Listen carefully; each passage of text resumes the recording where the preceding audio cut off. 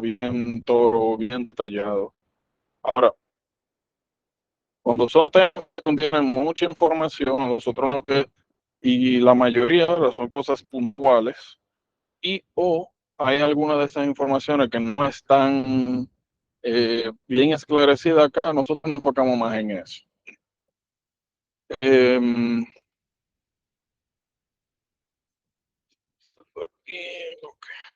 so, esto de DKA y HHS, básicamente yo lo abordé. A ver qué pasa aquí. Ay, ¿qué es lo que está pasando? Está llamando Carlos. Pues esto de, nuevamente, de las complicaciones más, bueno, primero, por si acaso, escuchen bien esto para que no haya confusión. Oigan bien,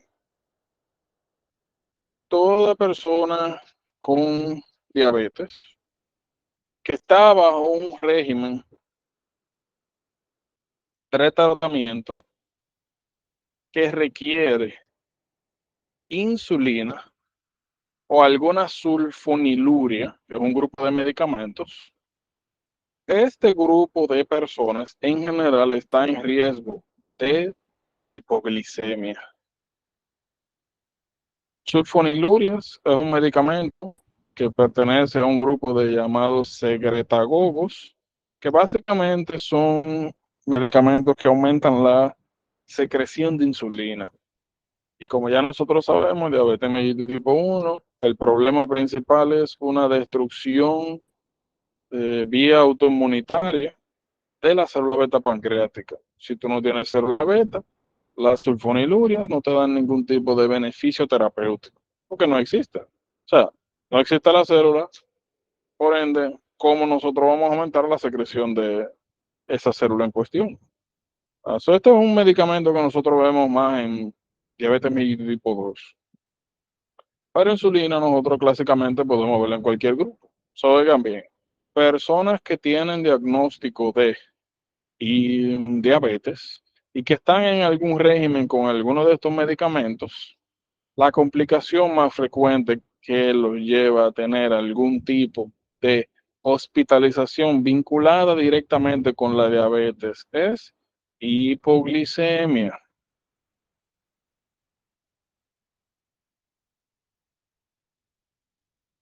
Todo el que utiliza insulina está en riesgo de desarrollar hipoglicemia. Todo el que utiliza sulfoniluria está en riesgo de desarrollar hipoglicemia. ¿Cuál es el problema? Que hipoglicemia es una condición life-threatening que te puede matar fácilmente. Si tú deprivas tejido nervioso, sobre todo el sistema nervioso central, de glucosa por periodos prolongados de tiempo, tú sencillamente te mueres y ya no hay mucha tolerancia para este tejido, ni con hipoxia, ni con deficiencia de nutrimentos. Se muere rápidamente. Ahora bien, ¿por qué yo le estoy haciendo esta salvedad? Porque clásicamente cuando nosotros hablamos de diabetes, nos referimos a que los tipo 1 desarrollan prominentemente DKA y 2 HHS. Pero nuevamente, por arriba de estas complicaciones, la más común es hipoglicemia, siempre y cuando, repito, tengan estos medicamentos para que no haya confusiones. Ahora, a ustedes le pueden poner tres escenarios con algo en común. Una, bueno, la pregunta clásica va a ser, en general, una persona que encuentran o en la calle o en su casa tirado en el piso, inconsciente. Y no se sabe cuánto tiempo tiene ahí, no se sabe si tenía algo de base, no hay información. Se encuentran tirado en el piso. Pues normalmente cuando usted tiene ese tipo de preguntas, a lo que usted primero debe recurrir son a causas comunes, ¿verdad? Y luego, si le dan algo de historia, llevarse de eso. Ahora, causas comunes de encontrar una gente tirada en el piso, o sea, desmayada. Trauma, ¿verdad? Una persona sobre todo dañosa que se cayó, se dio en la cabeza. O sea, puede tener algún tipo de hemorragia subdural, eso lo vamos a hablar en neurología, o epidural, peor todavía, que son básicamente hemorragias vinculadas a cabeza que pasan en el setting de perder conciencia, caer. Otra cosa que pueden sospechar perfectamente es hipoglicemia. Y eso ya es independiente de si tienen diabetes o no, pero más aún si hay historia de diabetes y utilización de insulina. Otra cosa que tienen que considerar, strokes. Otra cosa que tienen que considerar, intoxicaciones. Otra cosa que tienen que considerar, síncopes. Otra cosa que tienen que considerar, arritmias. Entonces, esas son las cosas que ustedes van a ir buscando cada vez que le presenten que eso, ese escenario de que algo no encontrarán tirado en el piso. Y nuevamente, no en todos los casos te van a tener información sobre esa persona. O sea, información pasada. En algunos casos ustedes van a tener, no, que la encontró un familiar y que el familiar no está muy, que fueron a la casa porque tenía varios días que no respondía el teléfono, cosas así, que no se puedan comunicar. Cuando fueron, lo encontraron en el piso y no se sabe cuánto tiempo tiene ahí.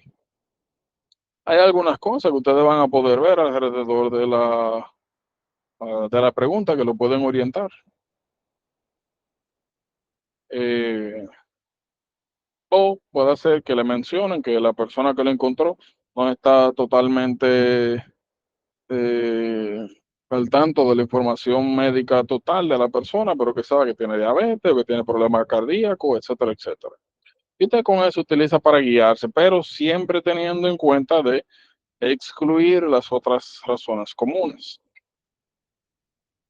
Entonces, siempre que ustedes vean alrededor de eso, que le mencionen signos y síntomas previos que puedan sugerir diabetes, polidipsia, poliuria, polifagia, pérdida de peso, historia familiar de diabetes, o que ya esté confirmado la historia de diabetes. Pues hipoglicemia es una de las cosas que tienen que eh, chequear. Aquí, si ustedes quieren, pueden agregar también epilepsia, seizures, que pueden estar ocasionados también por hipoglicemia.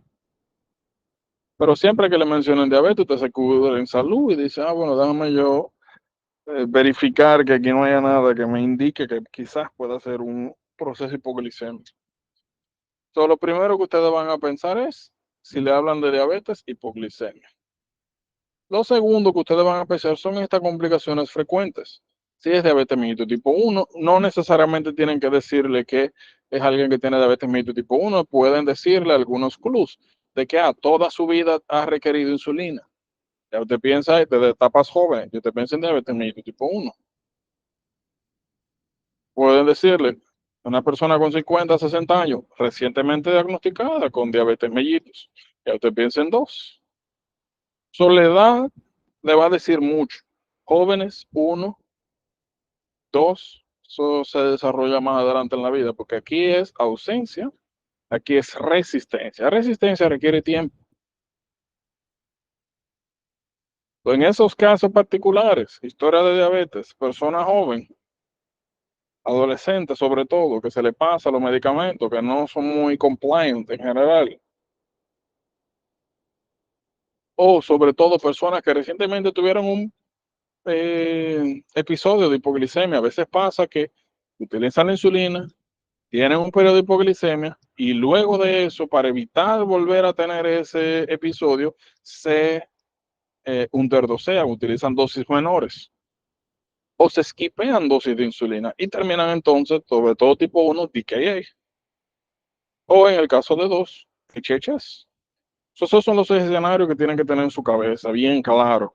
Y desde que ustedes vean ese header en la pregunta que le hable, tirado en el piso diabetes, las tres primeras cosas, no es que tienen que excluir lo otro de una vez. Porque si dicen, por ejemplo, que lo encontraron tirado en el piso, con orina, heces, pueden perfectamente pensar en seizures.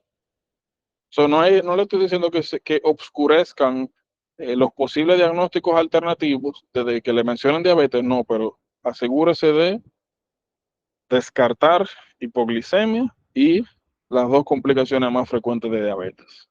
¿Cómo usted sabe más o menos cuál es cuál? Vamos a ver cosas en el examen físico. Ya yo le mencioné una, DKA, acidosis, compensa, o sea, acidosis metabólica high anion gap, y hay compensación de el sistema pulmonar, taquipnea. Respiran rápido para eliminar CO2 y compensar la acidosis metabólica. So, hay algunas cosas que ustedes van a ver, pero de manera general, sin ver examen físico, solamente con el cuadro general de la pregunta, usted tiene que ir pensando en estas cosas. So, y ya yo les puse ahí les resumí la clase pasada cómo ustedes distinguir una de otra y les hice un resumen en cuanto al manejo relacionado al tratamiento. El tratamiento es el mismo para los dos, porque al final las dos pasan por deficiencia de insulina o dosis menores de la que deberían o esquipearse dosis. El tratamiento es insulina intravenosa. Ya yo les dije también, cada vez que usted da insulina, tiene que chequear el potasio, porque es una hormona que promueve la entrada del potasio extracelular al espacio intracelular. Si usted comienza a dar insulina intravenosa y todo el potasio intravascular pasa dentro de la célula, usted puede ocasionar, y aunque todo ese potasio esté dentro de la célula, puede ocasionar hipocalemia y signos y síntomas asociados a hipocalemia. Dentro de ellos, arritmias cardíacas. Rhabdomiolisis puede pasar también. So, siempre que usted da IV insulin, hay que estar constantemente monitoreando niveles de potasio. Ahora, hay otro concepto que quiero aclarar y es el de hipercalemia real y relativa.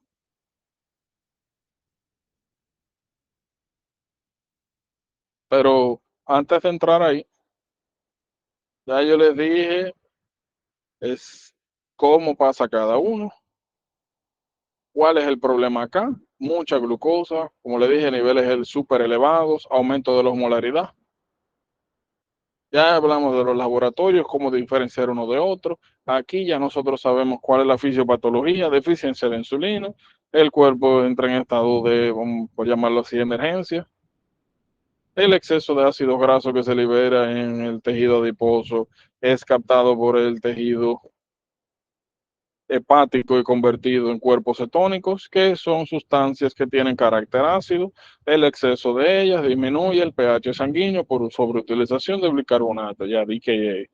Hablamos de los signos y síntomas general. Lo único que vamos a aclarar es esto. De los cuerpos cetónicos, nosotros los clasificamos, o sea, los mencionamos tres. Eh, beta hidroxibutirato, acetoacetato y acetona. ¿Qué me interesa que sepan de acá? Acetona es literalmente eso que uno utiliza para removerse el cuté, la mujer, ¿verdad? Y aunque nosotros lo utilizamos en manera líquida, la realidad es que si usted agarra un pote de acetona y usted lo destapa y lo deja destapado ahí, lo deja ahora en la noche, en la mañana, usted no encuentra nada. Porque es un gas sumamente volátil. Pero la acetona, si bien cierto es un cuerpo cetónico, no tiene ninguna función en nuestro organismo. O si lo quieren poner así, es como una especie de producto de desecho de el proceso de producción de cuerpos cetónicos. Por ende, cuando esa acetona llega acá a los pulmones, se elimina igual que el CO2 y sale con el aliento. Por eso es que ustedes ven acá eso, que le dice que las personas con DKA tienen taquipnea y que tienen un olor característico, frutal, en sus exhalaciones. Ese olor frutal viene de la acetona. Entonces, otra cosa que van a encontrar que le va a ayudar a ustedes a sospechar de que lo encontraron en la casa o en la calle, tirado, no se sabe cuánto tiempo, historia de diabetes, respirando rápido, olor frutal en el proceso de respiración, DKA. Esos son los pequeños detalles que a veces uno no le pone atención, le pasa por arriba, y son los que les dice a ustedes a dónde tienen que ver, a dónde tienen que mirar, o que sospechar uno sobre otro. Pues recuerden, siempre vamos a ver bicarbonato, pH, osmolaridad. Y dependiendo de lo que encontremos ahí, ya vamos a saber cuál de las dos complicaciones tenemos. Ahora bien, por si acaso, para motivos prácticos, como en los dos yo tengo una hiperglicemia, lo único que en HHS yo la tengo peor que en esta, clásicamente, nosotros vamos a tener diuresis osmótica, por ese exceso de glucosa que se pierde en orina que arrastra agua.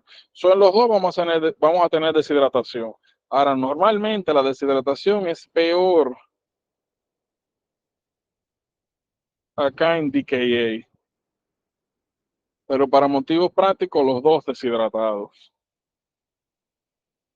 Como le dije, tratamiento es el mismo. Cada vez que usted da, como le mencioné ahorita, insulina intravenosa, tiene que chequear los niveles de glucosa en sangre para no causar hipoglicemia y tiene que chequear los niveles de potasio. Ahora, vamos a aclarar algo con esto del potasio. ¿A qué nosotros nos referimos con hipercalemia real y relativa? Fíjense, esto es compartimento sanguíneo. Hipercalemia es sencillamente, no, a lo que nosotros nos referimos con hipercalemia es um, encontrar niveles mayores de 5 en sangre. Eso es hipercalemia. Ahora, nosotros sabemos que la mayor cantidad, como el 95% del potasio del cuerpo, está dentro de las células. Nosotros sabemos que hay mucho sodio afuera y hay poco potasio. Y esto se invierte dentro de las células, donde tenemos mucho potasio y poco sodio. El 95% del potasio está dentro de las células. ¿Qué significa eso? Que tenemos que tener la siguiente consideración. Normalmente, insulina es una hormona que promueve que el potasio entre y se mantenga dentro de las células. Esto significa que cuando nosotros tenemos diabetes, o sea, insuficiencia de insulina, si no tenemos el estímulo de la insulina, nosotros podemos experimentar un shift en la ubicación del potasio. Y todo ese potasio que debería estar dentro de las células comienza a devolverse a la sangre.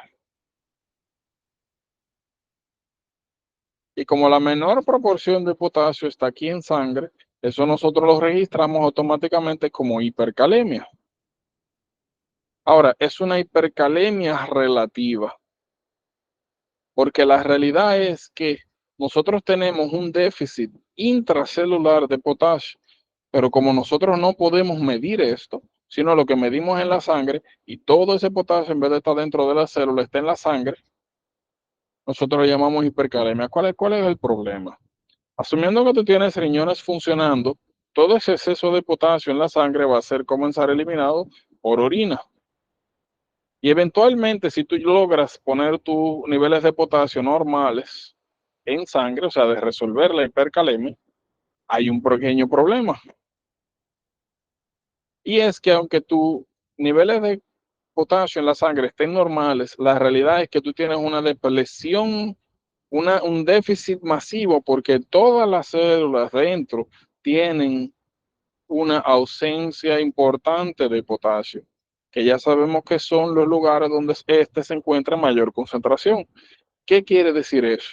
Que si a esa persona usted agarra ahora y comienza a suplementarlo con insulina, y ahora esa insulina que no estaba anteriormente está ejerciendo su efecto, o sea, que está agarrando todo el potasio de la sangre y lo está mandando dentro de las células. ¿Qué quieres? O sea, ¿qué significa eso para nosotros? Que cuando usted comienza a dar insulina, usted puede esperar perfectamente que esa supuesta hipercalemia se convierta en hipocalemia. Aunque nosotros inicialmente teníamos niveles elevados de potasio, cuando comenzamos a dar insulina se convierte en hipocalemia, porque la realidad es que nosotros estábamos concentrando potasio en el lecho vascular, pero no era porque realmente teníamos mucho potasio, sino porque el que tenía que estar dentro de la célula estaba devolviéndose a la sangre por deficiencia de insulina, que es normalmente una hormona que mantiene el potasio dentro de las células. Esos estados nosotros los llamamos hipercalemia relativa. ¿Por qué menciono esto? Todas las personas que usted vea con complicaciones de diabetes, ya sea DKA o HHS, siempre van a encontrar el potasio elevado. Ahora, esa elevación de potasio, ustedes saben que es relativa, que no es real. Y eso se comprueba cuando usted comienza a dar insulina, que llega un momento en el cual usted tiene que, mientras esté dando insulina, tiene que comenzar a suplementar con potasio. Son una persona que llegó con el potasio en 7, son hipercalemia severa, usted le dio insulina y un par de horas después usted tiene que comenzar a dar potasio de manera agresiva para repletar ese déficit intracelular. Eso lo explico así en detalle porque es algo que suele causar confusión y naturalmente porque van a hacer cosas que se van a encontrar y le van a preguntar qué pasó aquí con el potasio. Porque este tigre llegó con el 7, con el potasio en 7, comenzamos el tratamiento, fluidos y IV insulin y ahora el potasio es 3. ¿Cómo pasamos de 4 a 3? ¿Por qué tenemos que dar ahora mucho potasio? O sea, de manera agresiva. Esto es un error de laboratorio, es algo real. Eso es algo que hay que esperar que pase. Y por eso, nuevamente, que cada vez que usted en estas complicaciones da IV insulin, tiene que chequear potasio sérico y tiene que chequear glucosa en sangre. De hecho, las hipercalemias severas, las reales, nosotros las tratamos es con dextrosa 50% más insulina, más gluconato de calcio más albuterol, que es un medicamento que se utiliza para asma COPD. Esto porque son beta-agonistas. Y los beta-agonistas causan lo mismo que insulina, hacen que el potasio se mueva para dentro de la célula. Si usted tiene a alguien con hipercalemia y usted le da destroza y conjuntamente le da insulina, la destroza es para no causar hipoglicemia por la insulina que usted está dando, lo que hace esa insulina es que mueve todo ese potasio para dentro de la célula y te baja los niveles de potasio en sangre. Usted da el buterol porque los beta agonistas hacen lo mismo que la insulina, mueven el potasio para dentro de la célula. Y esta cosa nuevamente se la menciona para que no vean eso. Digan, ¿cómo va a ser que este tigre yo con el poner hipercalemia severa y lo que lo están nebulizando? Esta vaina lo van a matar, no. Es el tratamiento. Calcium gluconate se utiliza es como estabilizador de membrana, sobre todo cardíaca, para que esa hipercalemia no eh, haga que se desencadenen arritmias secundarias a los desórdenes electrolíticos.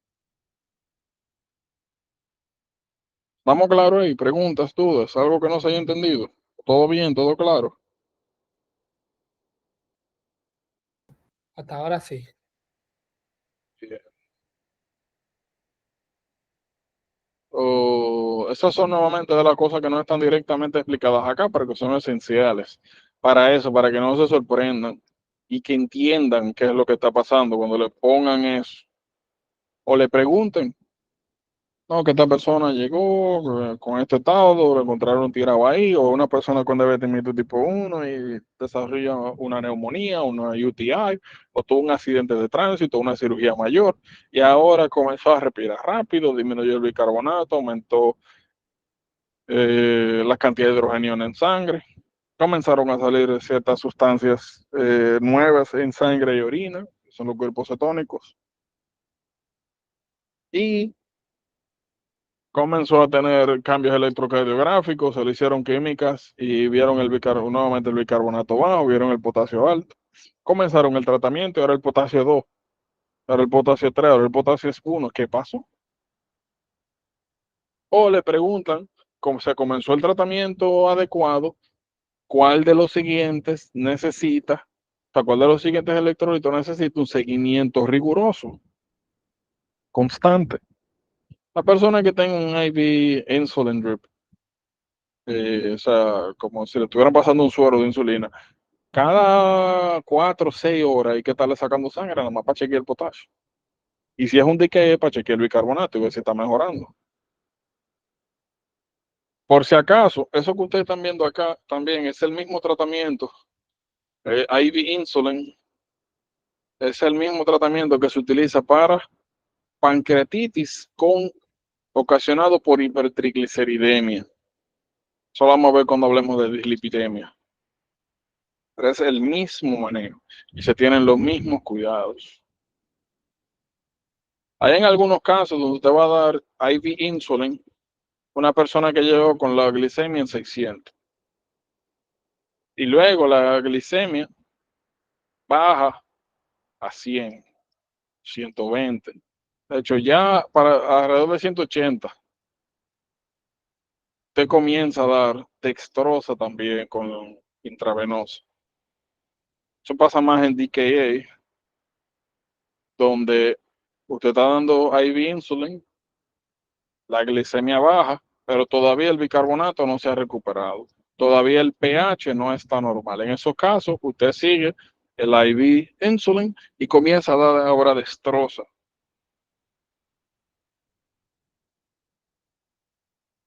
intravenosa. Esto se mantiene hasta que se resuelve el DKA o el HHS, el IV insulin drip. Eh, por último, lo que me interesa es recalcar dos cosas.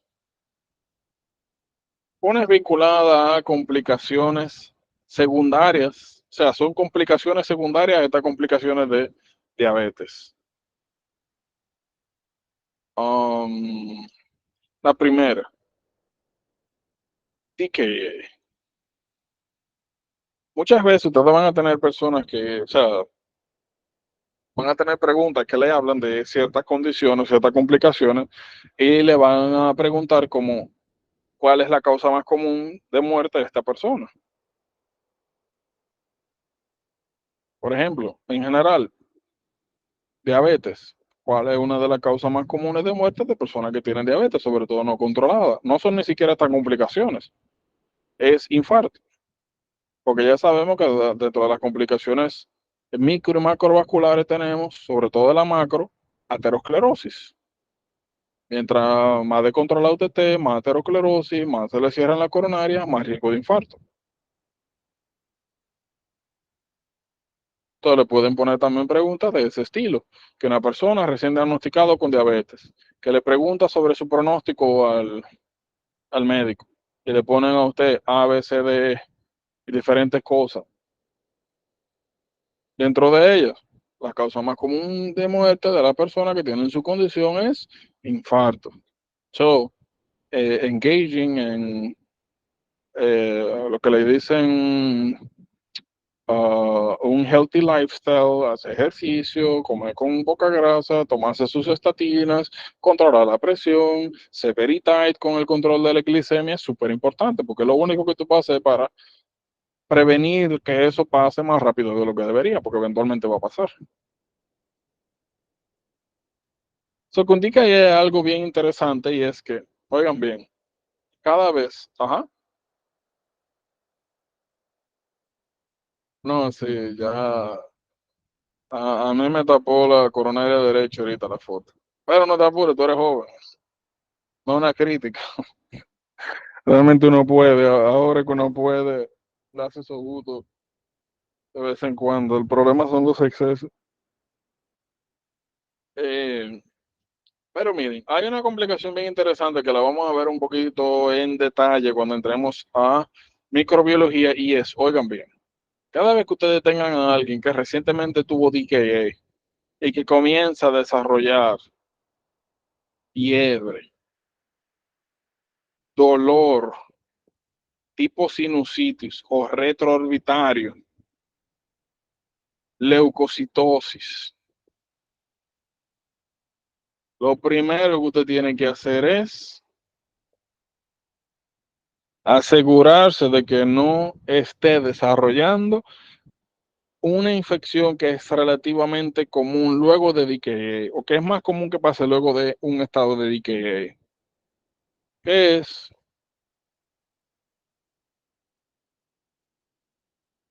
cormicosis. Cormicosis es una infección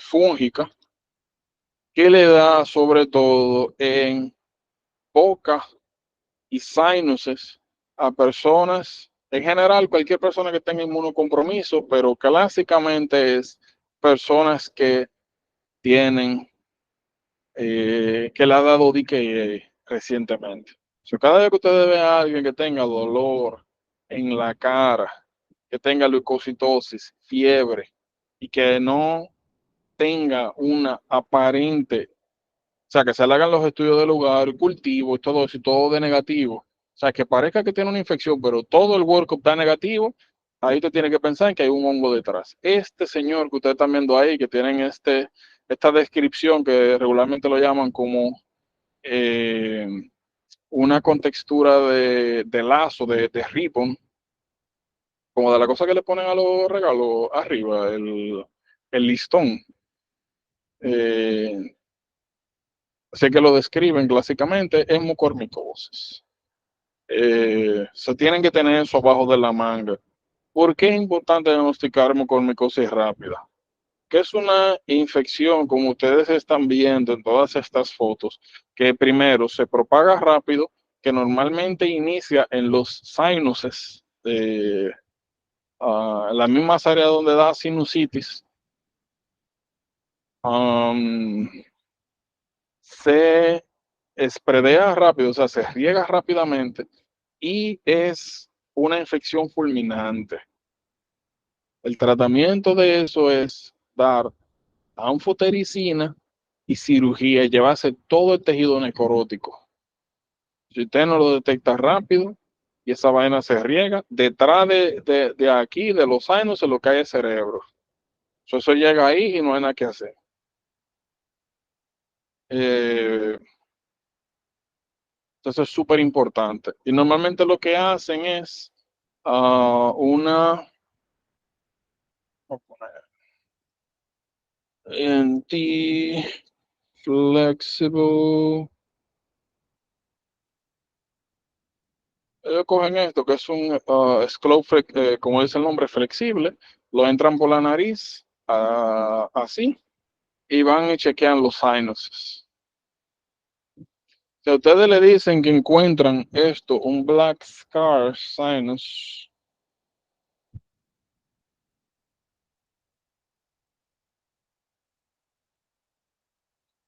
dentro de los sinus, black scars, vamos a poner la patología.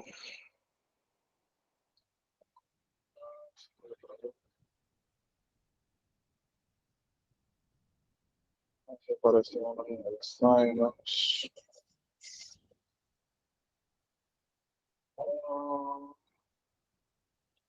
Flexible scope. Se aparece. Bueno, en Iowa lo que ustedes se van a encontrar con esas. Ok, mírenlo ahí. Hacen una endoscopía, otorrino, entran y lo que ven es eso. Un tejido necrótico oscuro. TKA, dolor en las porciones frontales, en los sinuses, fiebre, leucocitosis. No hay evidencia de que sea algo bacteriano o viral.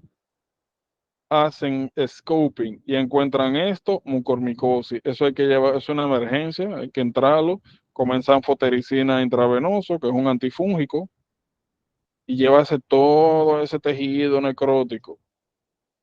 Si no lo hace,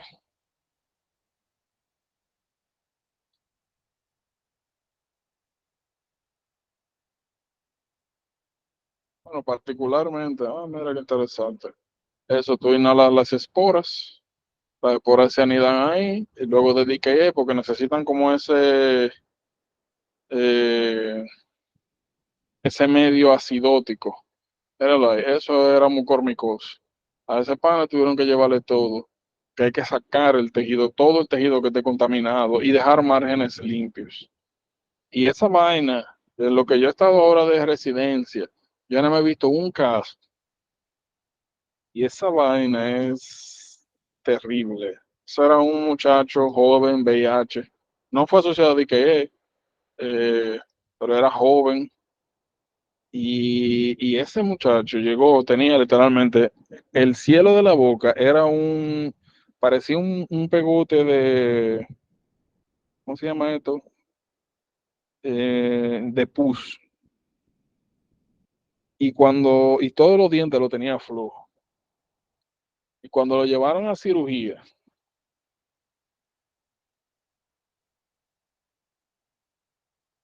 ah, lo llevaron a cirugía.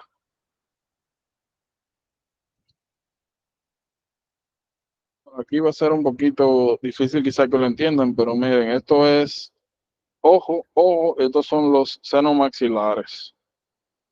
Justamente, por ejemplo, miren, aquí ustedes están viendo hueso, hueso, senos, senos. Por aquí lo que ustedes tienen debajo ya es la boca. Ese pana tenía los senos maxilares y esto que aquí que son los turbinates están en la parte profunda de la nariz. Ah, O sea, él tenía la boca, el cielo de la boca conectado con estas estructuras. Todas esas regiones de hueso estaban hechas, pus era literal, no existían. Todos los dientes tuvieron que sacárselo. Él tuvo mucha suerte.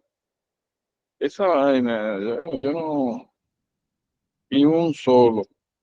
Cuando hicieron la patología, no, porque no crecía bacterias ni nada, cuando hicieron patología salió eso, mucormicosis. Esa vaina literalmente se disuelve los tejidos como ácido. Ay, como le dije, cuando él entonces abría la boca, eh, literalmente tú veías todo aquí el piso de las órbitas, tú veías, y toda la parte interna de nariz. Um, so tienen que pensar en eso. Nuevamente, detalles vamos a ver en micro, pero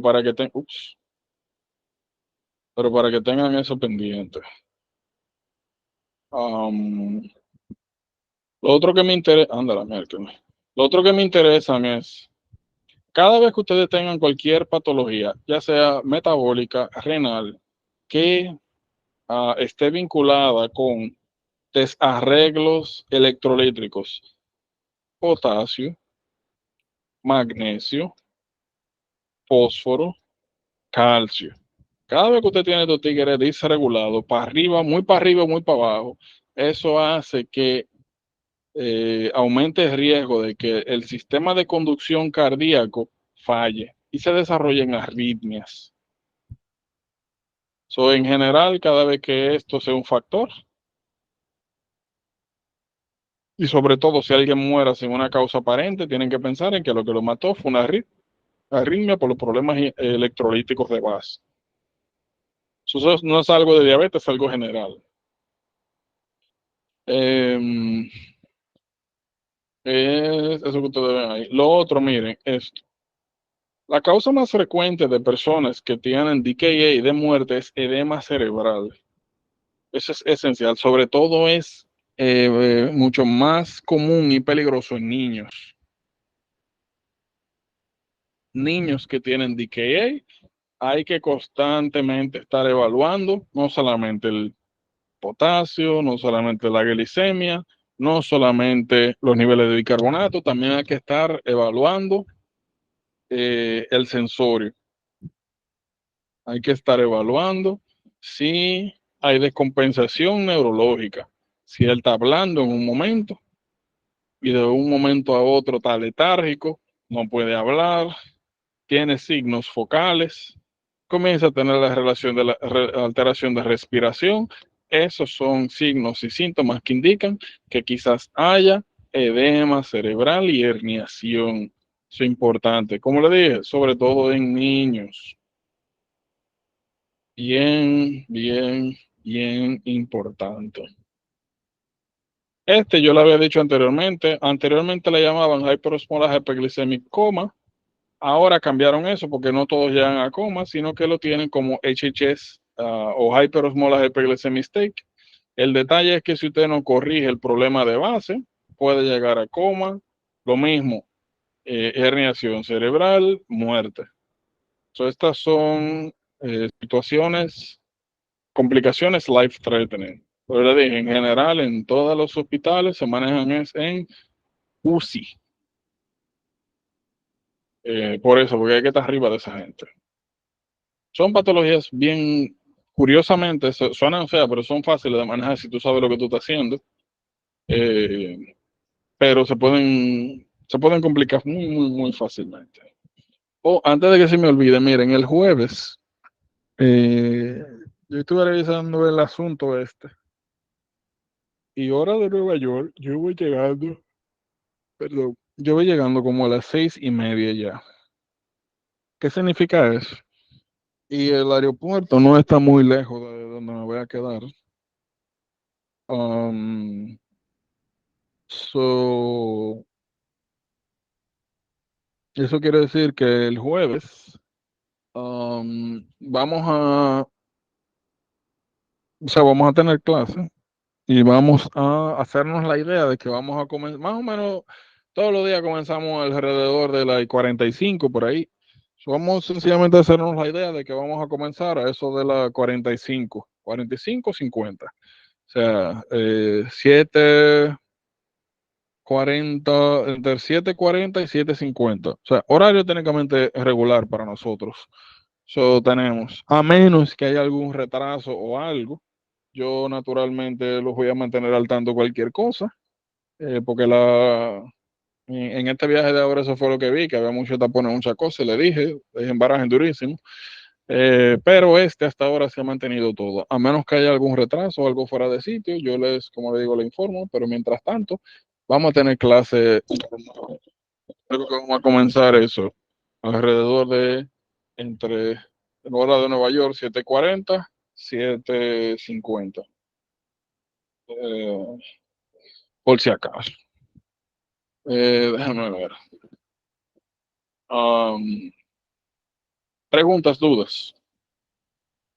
No.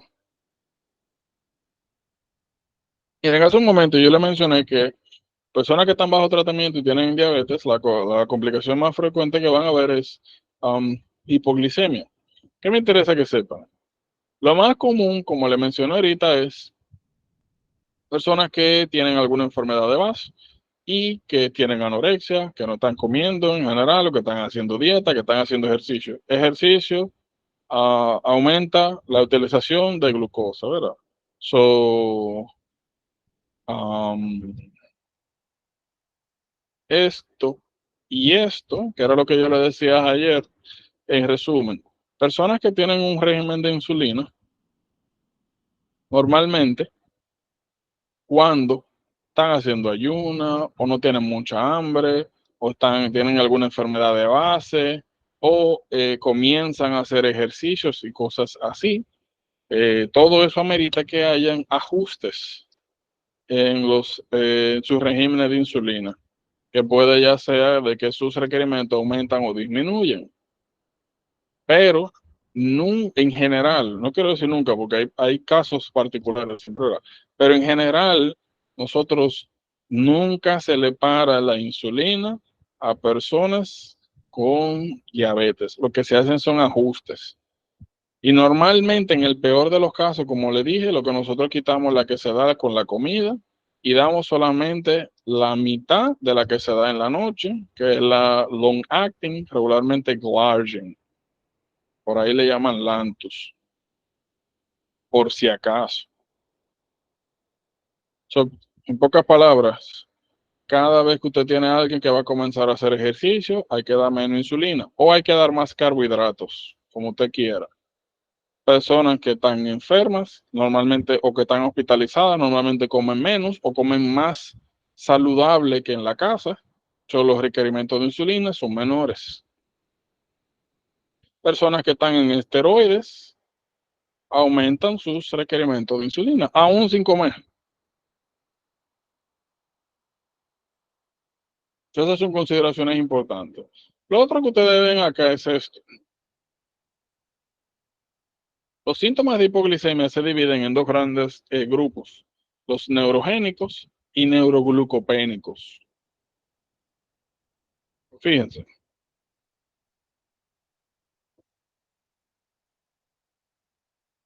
neurogénicos, neuroglucopénicos. Los neurogénicos se generan cuando sobre todo, sistema nervioso central tiene algún evento el cual le permite determinar que hubo una disminución súbita de los niveles glicémicos. Porque ese es un concepto importante para nosotros. Porque es un efecto que nos permite a nosotros explicar algunas cosas. Por ejemplo, en algunos casos, antes de que una persona sea diagnosticado con diabetes, puede tener periodos largos con la enfermedad, o sea, con su glicemia descontrolada, y vamos a decir que en un periodo largo, meses, quizás incluso años, se ha tenido suerte, ¿verdad? No tener una complicación aguda. Vamos a decir que su glicemia ha estado alrededor de 400. El sistema nervioso de esa persona se ha adaptado a que esa sea la glicemia normal. Entonces usted agarra ahora a esa persona y lo pone en un régimen de insulina y usted le baja la glicemia a, vamos a decir, 300. Todavía tiene la glicemia súper alta. Pero como usted bajó 100 puntos de glicemia abruptamente, esa persona comienza a tener signos y síntomas de hipoglicemia, aún teniendo los niveles sumamente elevados. Y esa es la razón por la cual a veces nosotros, cuando alguien es inicialmente diagnosticado con diabetes, uno va suave, sobre todo si en presentación los niveles de glicemia eran bien elevados. Uno va bajando la suave, uno lo va, porque le digo, usted lo baja muy rápido y literalmente le dan todos los signos y síntomas como si tuviera la glicemia en 70, en 40, o sea, no es por glicemia severa. Eso es importante.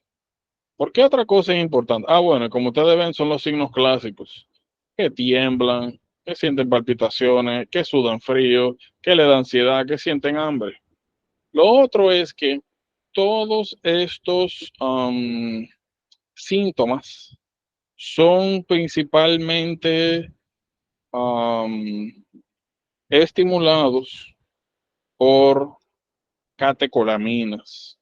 Por ende, personas que están tomando beta bloqueadores, atenolol, metoprolol, bisoprolol, carvedilol, esmolol, timolol, cualquier beta bloqueador, tienen el pequeño detalle que esos medicamentos bloquean las vías en las cuales estos síntomas se generan. Si usted está en beta bloqueador y usted tiene una glicemia en 40 y, y en la mayoría de los casos usted no va a desarrollar ninguno de estos síntomas. Hay un pequeño cuidado que hay que tener con personas que están utilizando insulina o secretagogos, sulfonilurias, y que concomitantemente están en beta bloqueadores, porque pueden nuevamente mascarar esos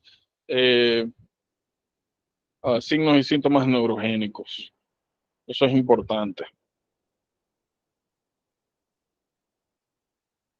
Porque nuevamente le pueden poner escenario que esta persona fue a emergencia, tiene historia de diabetes, más, qué sé yo, enfermedad coronaria, más hipertensión, y que está en insulina más unos medicamentos para la presión. Vamos a decir que ese medicamento era carvedilol, aunque no te dan el nombre, pero un beta bloqueante. Y llegó porque se desmayó, o sea, tuvo un síncope. Y que cuando le midieron la glucosa estaba en 40. O sea, fue un síncope por hipoglicemia.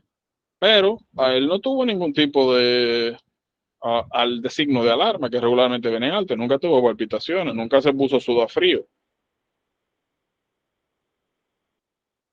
nunca tuvo absolutamente nada de eso, bueno, porque todos los síntomas fueron enmascarados por ese segundo medicamento que probablemente eran beta bloqueadores.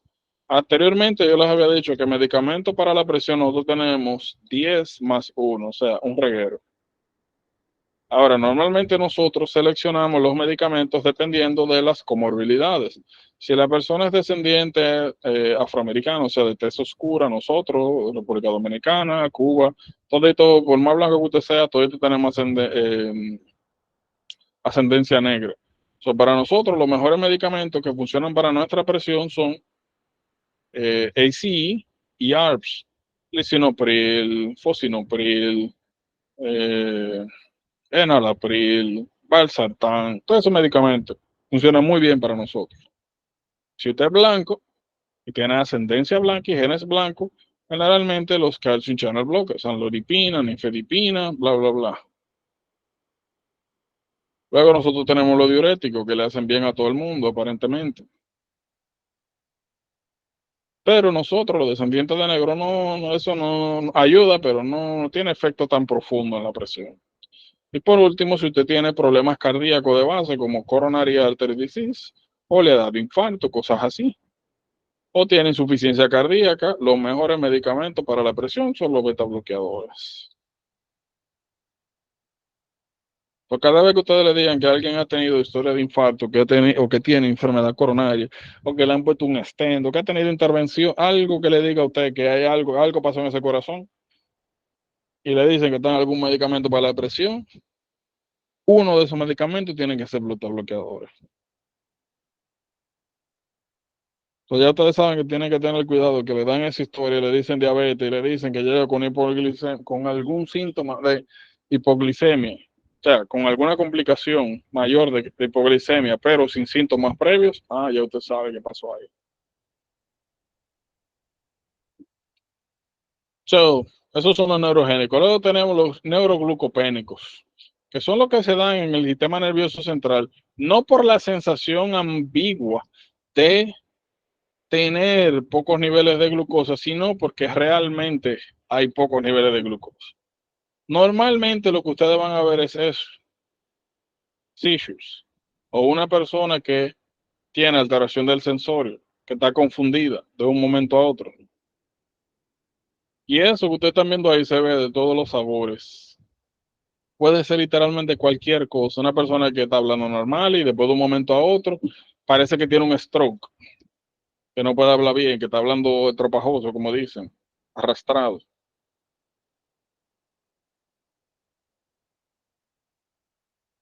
Puede ser también una persona que comienza a comportarse de manera extraña, literalmente, o si fuera alguien que tiene bipolaridad. Yo llegué una vez a un señor que estaba visitando una familia, no era ni siquiera un paciente, fue a visitar un familiar al hospital y de un momento a otro comenzó a posear y a comportarse súper extraño. Eh, y como acelerado. Yo ni sé cómo describirlo, pero una gente como que imagínense que yo pensaba que era que había metido algo ilegal por ahí o algo así. Y no, y cuando uno la acostó en la cama, estaba sudoroso y cosas, y tú hablabas con él y decía, ¿qué es lo que le pasa? Y él decía, como que no sé, y entonces comenzaba a moverse y a tirar todo para arriba. Cuando chequeamos fue la glicemia, un chin de jugo y ya de nuevo. Entonces, esa vaina, eso es raro. Pero en fin, pues miren aquí. Como ustedes ven, los tratamientos de hipoglicemia se dividen en dos grandes grupos. Las cosas que usted da oral, una mente, un chin de jugo, y la otra que usted da de manera un poquito más invasiva, o glucagón intramuscular o trips de intravenoso. La pregunta entonces sería, ¿cuándo usted elige cada quien? Solo primero, si alguien llegó porque tiene alteración del sensorio, está en el aire, está letárgico, no habla bien, no puede seguir comandos, o tuvo un seizure, usted no le va a dar una vaina por la boca. No puede. Porque está en riesgo, es una persona, ¿verdad?, que está en riesgo de aspirar. En esos casos, usted no utiliza esto. Si usted encuentra una gente tirada en el piso, diabético, inconsciente, y usted le chequeó azúcar, hipoglicemia, ahí usted puede dar glucagón intramuscular. Cuando nosotros seleccionamos dextrosa intravenoso, hay dos maneras, bueno, tres maneras en las cuales usted puede dar dextrosa intravenoso. Hay tres formas. Está dextrosa 5%, está dextrosa 10% y está dextrosa 50%. Normalmente este es bueno, este tiene 25 gramos de glucosa. Estos son regularmente sueros de 1000 mililitros y tienen 5 gramos de glucosa. 5 no, debería ser, si son 50, si son 1000 mililitros, yo voy a tener que calcular eso. Con 1000 mililitros es igual a 5%. Son, ¿cuánto? 100 mililitros es igual a X. Esto es 500 entre 1000, 2. Eso mismo, 5 gramos. Y este 10 gramos, pero tenía que confirmarlo. Normalmente usted utiliza glucagón intramuscular. Y otra cosa que se utiliza si la persona tiene un acceso intravenoso es dar un push. Son unos viales con unas ampollas. Tú le puedes dar ese push. Ahora, si es alguien que la razón por la cual tiene, oigan bien, hipoglicemia recurrente, o sea, que llegó, tenía hipoglicemia, tenía la glicemia en 40, usted le dio glucagón intravenoso y subió a 110, y después, poco después, eh, baja de nuevo. Esos son casos donde si la persona está alterada, usted comienza a darle intravenosa de manera continua. Ahora, si la persona tiene conciencia, usted puede comenzar a darle cosas orales, comida, jugo, cosas suaves. Y si aún así vuelve y baja, usted le da 5%, y nuevamente de manera intravenosa continua. Ahora, si aún con 5% está dando hipoglicemia, usted agarra entonces y comienza a darle, eso le llaman D5 y D10, y este es D50, obviamente. Usted va aumentando progresivamente y después lo va bajando a sí mismo. Si una persona estaba requiriendo D10, usted da primero da D5 y luego lo va quitando poco a poco. Porque si lo quita de golpe, le puede dar una hipoglicemia reactiva, ¿verdad? Porque asumiendo que esa persona tenga un páncreas por lo menos funcional, si usted le está dando toda esta glucosa del mundo, usted la para de un momento a otro, el páncreas va a seguir tirando insulina. Y más, nuevamente, esa es una intoxicación por sulfoniluria, que lo clásico es eso, por si acaso. Cada vez que ustedes vean que alguien llegó, vamos a poner aquí glicemia y tiempo. Alguien llegó a una emergencia y tenía la glicemia en 40, o sea, una hipoglicemia. Y le dieron glucagón, subió a 110. Y a 110. Si después de eso la persona ya está comiendo, está consciente, está todo bien, y vuelve y cae, y te vuelve y da lo que sea, D50 intravenoso, glucagón de nuevo, y vuelve y sube, y vuelve y cae. O sea, usted ve picos de recuperación por el medicamento y luego cae de nuevo. Eso es clásico de malutilización de sulfonilurias. Hay personas, por si acaso, no siempre es malutilización, hay personas que sencillamente son muy sensibles al medicamento y eso, o sea, en pocas palabras, eso no pasa, eso no es tan común que pase con insulina. Con insulina eso, tú tienes un bajón, usted da tratamiento y ya. Porque normalmente la vida media de la insulina rápida es 15 minutos, 20 minutos, media hora, 45 minutos. El efecto pasa relativamente rápido. Ahora usted ve eso, que sube y baja y sigue bajando. Piense en chequear por sulfonilurias. Eh, Ahí estamos. Preguntas, dudas. No,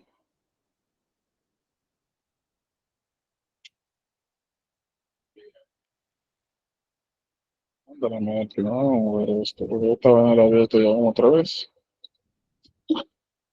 Ay, esperen, escuchen.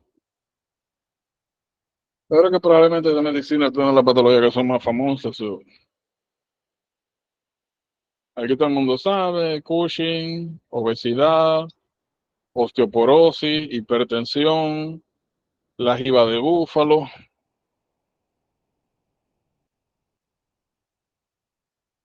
la jiba de búfalo,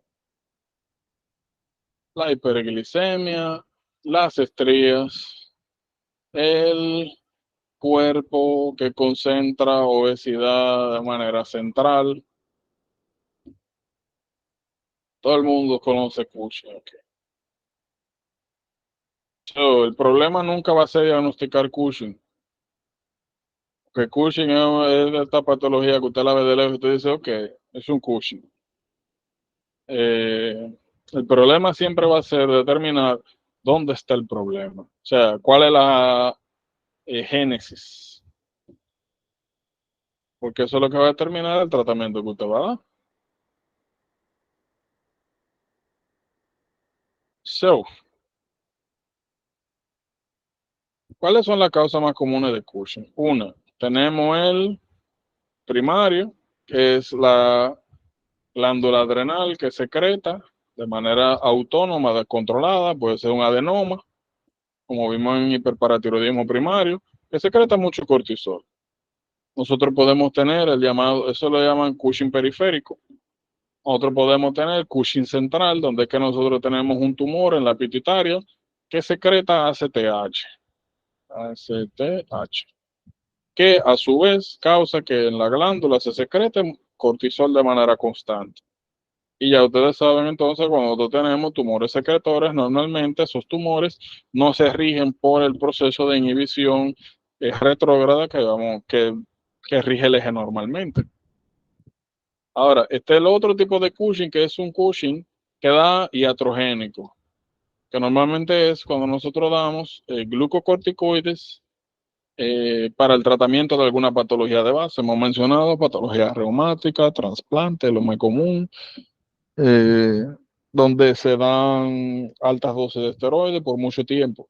Eso puede dar perfectamente Cushing. Cada uno de estos va a tener un patrón diferente en los niveles de cortisol, ACTH, y vamos a ver en un momento algo que le llaman eh,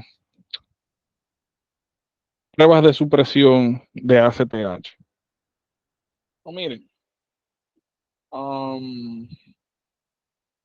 eso ya lo que ustedes saben es verdad. Cada vez que vean al incushinoide, la pregunta es, o es en la glándula adrenal, que puede ser unilateral o bilateral, o sea, una de las glándulas adrenales o las dos. Puede ser central o puede ser externo. Esa siempre va a ser la pregunta. ¿Qué otra cosa ustedes podrían poner, agregar acá? Ya ustedes saben que hay algunos síndromes paraneoplásicos, o sea, algunos tumores que tienen la capacidad de secretar hormonas. Habíamos hablado de los squamous cell carcinoma que podrían secretar, el parathyroid peptide que puede dar, el hypercalcemia associated malignancy. Conocemos eso. Creo que no hemos visto otro,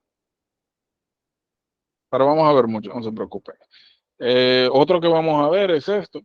Hay algunos cánceres, sobre todo de CADH. Habíamos dicho que hay algunos cánceres de pulmones que dan CADH. Y ahora estamos viendo que hay otros cánceres de pulmones también que pueden dar síndrome de Cushing. So, esas son las causas que usted siempre va a tener que considerar. So, le dicen a alguien que tiene rasgos cushinoides, que fuma, que tiene 50, 60 y pico, que le hicieron una radiografía y salió una masa bronquial o que salió un shadow bronquial o que salió una tumoración, un nódulo pulmonar. Fíjense en que es quizá un Cushing por síndrome paraneoplásico. Bien,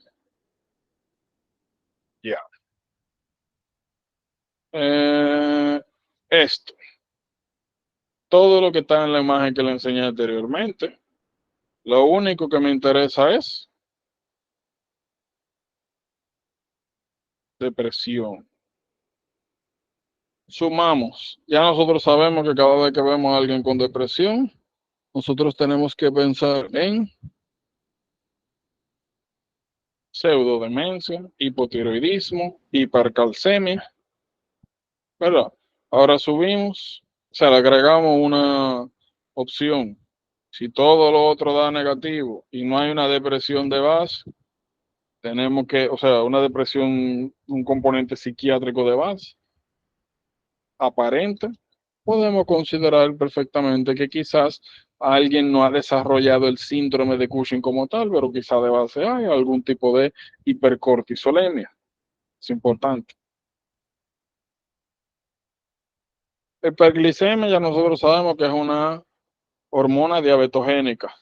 Hipertensión ya nosotros sabemos que cortisol en altas concentraciones puede unirse a los receptores de aldosterona, o sea, aumentar la presión, aumentar la reabsorción de agua, de sal. Bien, hiperlipidemia, ya nosotros vimos ahí cuando hablamos de diabetes. Miren aquí, esto que habíamos dicho, que las poca insulina, hormona contrarreguladora, aquí catecolaminas, cortisol, son las que se encargan de esto, de aumentar el desdoblamiento de las grasas a nivel del tejido adiposo y sacarlas a sangre. Entonces, nuevamente, son cosas que cuando usted se siente y conecta, son cosas que tienen sentido. Hay otras que no tanto, como eso. No me pregunten que por qué se desarrolla una colección de grasa atrás del cuello, eso lo sabrá Jesús. Um, ah, ah, ah, pues sí. Miren, ¿cómo nosotros comenzamos el workup de síndrome de Cushing? Lo primero es que vamos a ver más adelante otras patologías que se ven como Cushing, pero no están asociadas a hipercortisolismo. Eso le llaman patologías cushinoides. Cushinoides. Y no es la primera vez que vamos a ver eso, vamos a ver más adelante patologías más. Aquí mismo, cuando hablemos del MEN2B, que es un cuadro sindrómico, vamos a ver las llamadas eh, patologías marfanoides. Cada vez que nosotros vemos a alguien que tiene, que resemble el cuadro de Cushing, lo primero que vamos a hacer es chequear cortisol. Como ustedes ven, nosotros tenemos varias pruebas. La más común que van a hacer es esta. Fíjense, nosotros vamos a chequear el cortisol en orina de 24 horas y el cortisol en saliva en la noche. Por si acaso, a eso le pueden sumar cortisol en la mañana, niveles de cortisol en la mañana. O sea, a las 5 de la mañana, 6 de la mañana. Aunque por si acaso, este de aquí, el de la mañana, se utiliza más es para cuando usted piensa que hay deficiencia de cortisol, o sea, deficiencia um, de las glándulas adrenales. Pero para que lo tengan por ahí. Ahora, cuando nosotros confirmamos que en estas pruebas principalmente tenemos niveles de cortisol más altos de lo normal, entonces vienen las pruebas para determinar dónde está el problema. Y para eso vamos a utilizar este flowchart.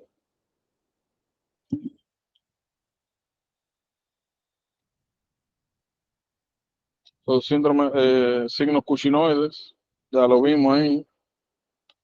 Ok, miren, flowchart, ustedes lo van a ver en muchas ocasiones, sobre todo en micro, y son herramientas extremadamente útiles. Y siempre que sea posible, yo les recomiendo que literalmente se los memoricen. Fíjense que yo hasta ahora siempre le he dicho, apréndanse las cosas, si es posible no memoricen, pero en el caso particular de los flowcharts, la información que proveen, sobre todo al momento de diagnosticar alguna patología, es invaluable en este proceso. y son informaciones que hay que tener así, literalmente a memoria, que usted, o sea, una información que usted no tiene ni siquiera que pensarla, que tiene que tenerla disponible ya. Por eso, porque ustedes le van a poner a alguien con características cuchinoides y le van a decir, se confirmó esto, se hizo esta prueba y se encontraron estas cosas. O cuál sería la prueba que deberíamos hacer, dado en cuenta que se ha encontrado esto así, esto así, esto así. So, cada vez que tenemos Cushing, lo que nosotros verificamos, ya vimos, es 24 horas de cortisol en orina o cortisol salivar en la noche, o sea, medianoche normalmente. So, y de las dos, la que mejor es esta, pero la que es más conveniente es esta, porque eso es, para la otra, usted tiene que regularmente poner un Foley para asegurarse de que está tomando toda la orina de un día. Y requiere 24 horas más el tiempo de análisis. La otra es, usted llegaste hoy al hospital o lo que sea y nada más te cogen una muestra de la saliva ahorita, pero no es tan precisa, pero es útil. No es que no se usa, es que si usted puede usar la otra, o sea, si usted puede elegir entre las dos, es mejor que sea la colecta de 24 horas. Normalmente, si nosotros encontramos que hay un hipercortisolismo real, lo que viene es esto. Miren, dexametasona. Dexametasona es un medicamento, es un análogo de cortisol. Y la racionalidad es la siguiente: tiene hipotálamo, pituitaria y glándula adrenal.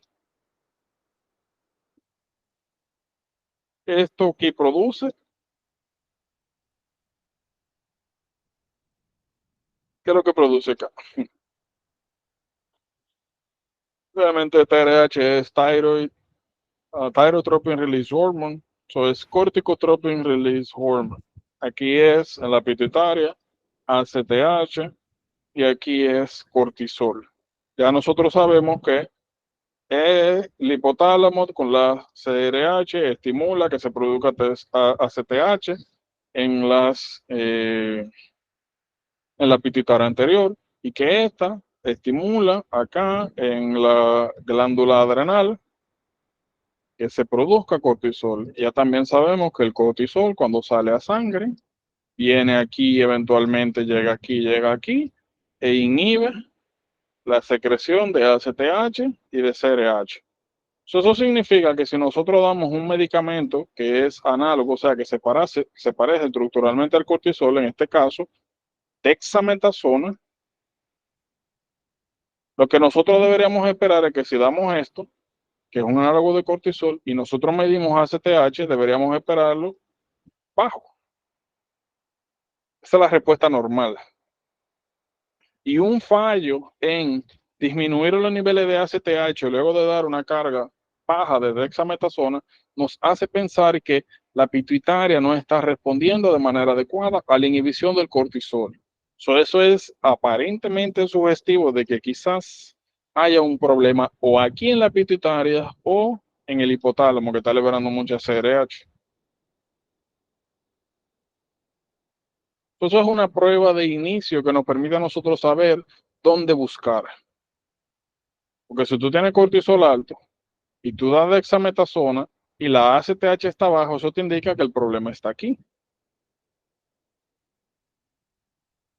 Porque luego de que tú dices la metametasona, tú estás viendo que la pituitaria está funcionando adecuadamente, que está bajando la ACTH luego de que tú des este medicamento.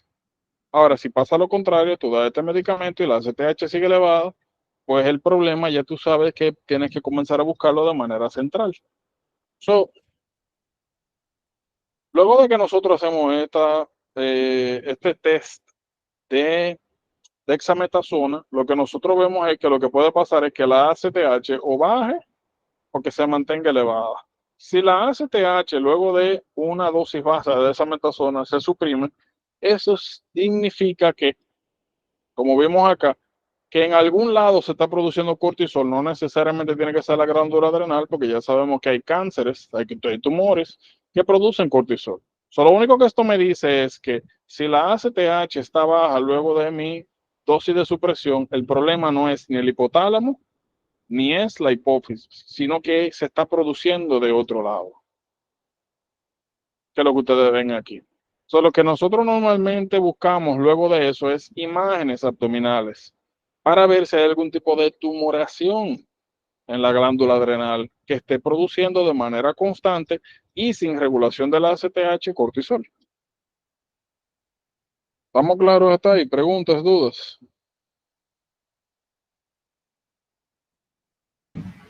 Todo claro. Ok. Bueno, no sé si alguien escribió algo. A ver. Gloria escribió algo. Yo un video de... ¡Ey! Olvídate de metirapona, eso no se usa. Metirapona es un test...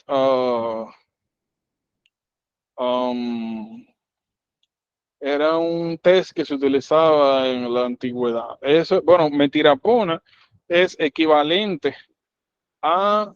¿ustedes se acuerdan cuando nosotros hablamos de hormona del crecimiento?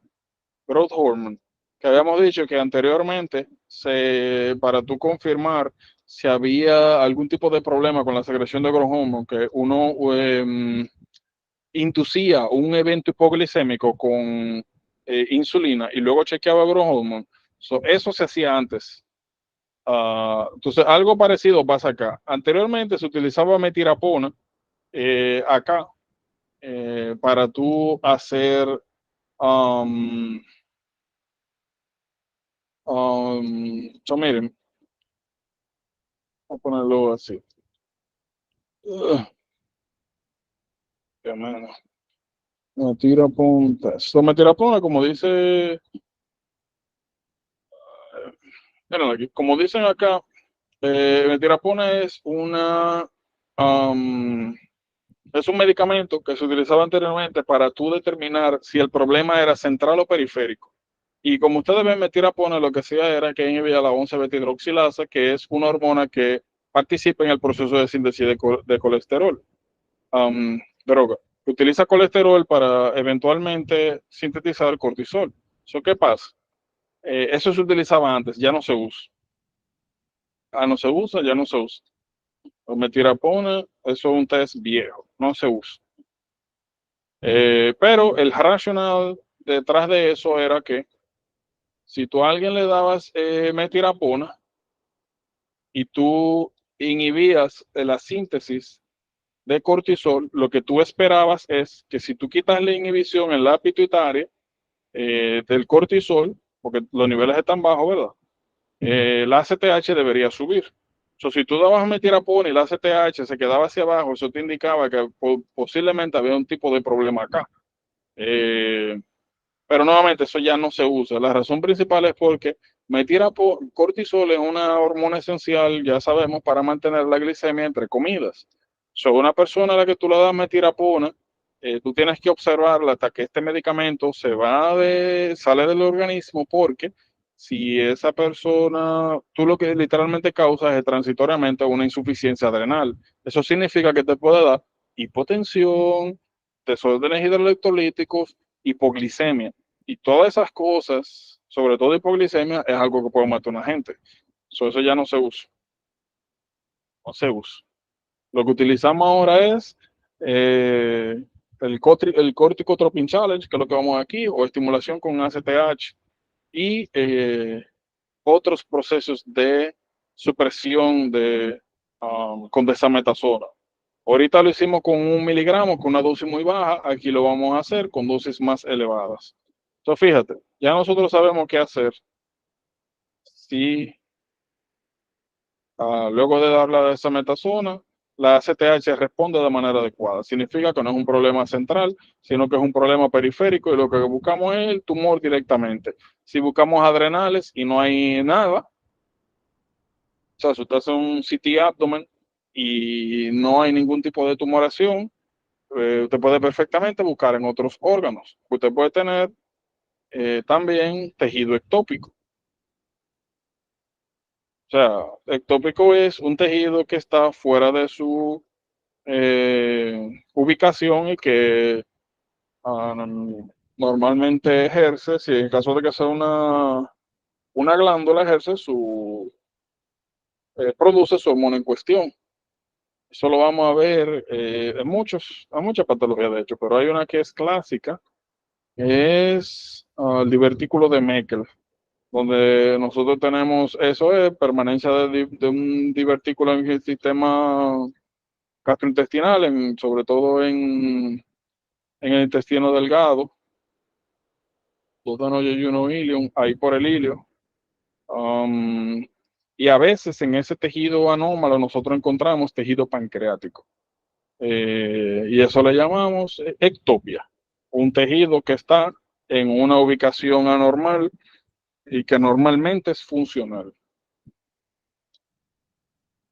Bien, si nosotros encontramos cortisol alto y damos un challenge de dexametasona y encontramos que la ACTH está elevada, o sea, que la ACTH nosotros no pudimos inhibirla dando un análogo, una dosis baja de análogo de cortisol, entonces lo que eso nos indica es que quizás el problema sea central. Y lo que tenemos que venir a confirmar. Y como ustedes ven aquí, hay dos maneras de confirmar. O usted hace um, una estimulación con CRH, que es el equivalente a la hormona hipotalámica, o usted hace usted da una dosis más alta de dexametasona y ve qué pasa. Entonces, si usted da una dosis alta de dexametasona, usted puede encontrar dos posibles cosas. ¿Qué nosotros vemos aquí? O dexametasona, dosis súper alta. Usted lo que esperaría es que si el problema o en la región donde se está generando toda esa ACTH en exceso pueda estar ocurriendo en la hipófisis. Ahora, ¿qué pasa? Fíjense, me parece que son, dependiendo de peso y otras cosas, de 30 a 50 eh, gramos de desametasona, o sea, una dosis súper alta. So, las cosas que pueden pasar es que luego de que usted esa carga de dexametasona, usted no sea exitoso en suprimir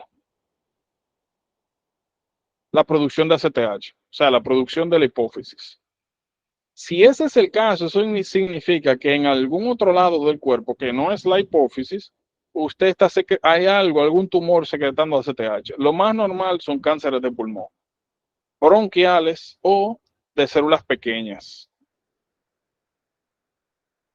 Ahora, si luego de que usted dio esa carga de dexametasona, usted ve que el cortisol endógeno va para abajo y que el ACTH va para abajo, o sea, que usted pudo inhibir a la hipófisis, eso significa que el problema es la hipófisis, o sea, que es un eh, problema central. Y eso es lo que nosotros llamamos Cushing disease. So, Cushing disease es hipercortisolismo central. Cushing syndrome es cualquier patología, independientemente de la causa, que no sea, o sea, en el cual el hipercortisolismo no sea por exceso de ACTH a nivel hipoficial. Y ahí lo que usted proviene, o sea, lo que usted sigue hacer un MRI se la turca. Lo mismo que nosotros utilizamos cuando hablamos de pituitary adenoma.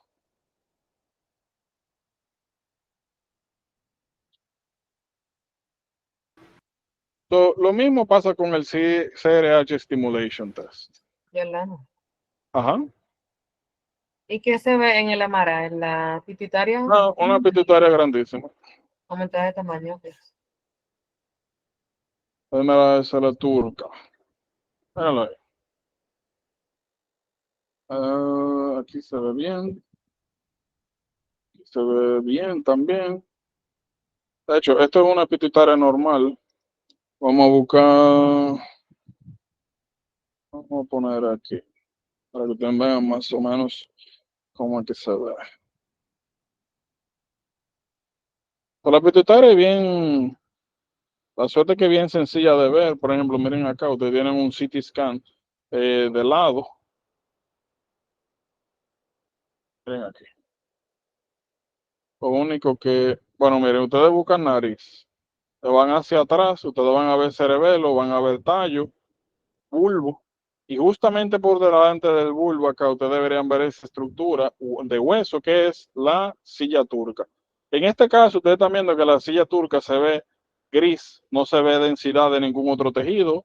Eso es empty cell syndrome, me parece que lo mencionamos anteriormente, que normalmente lo asociamos a alguna patología donde haya aumento de presión intracraniana. Eso no es un hallazgo normal, pero la ubicación, la silla turca siempre es bien sencilla siempre. Vamos a poner con City, eso es fácil.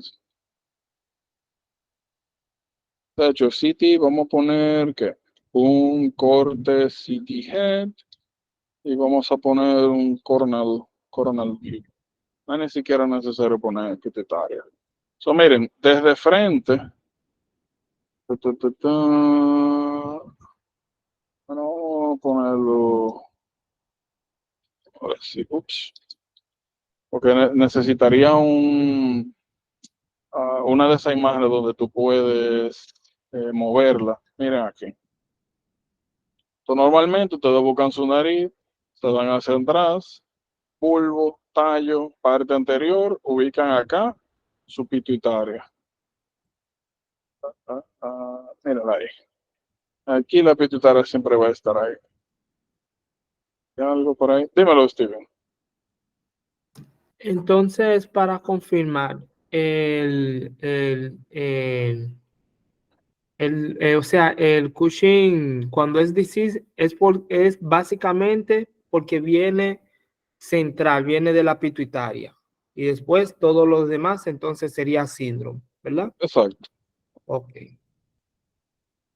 Vamos a agarrar esto, ponerlo aquí. Y lo otro, vamos a poner CT. Se ve mejor en MRI, pero ya que estamos hablando de CT, porque es un poquito más fácil verlo aquí. CT head, pituitaria adenoma. Uh,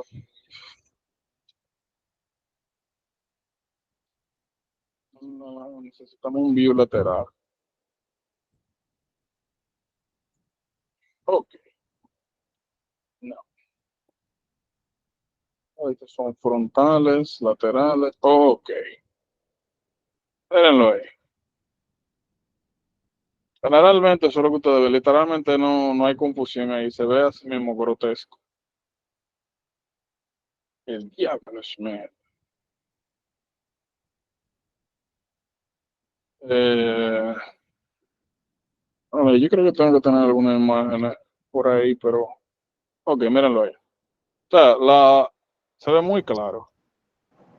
Ustedes nuevamente siempre buscan su nariz, se van atrás, bulbo, tallo, y justamente por delante van a encontrar esto, que son senos nasales, y justamente por detrás van a ver esta estructura de hueso, donde van a tener la silla turca.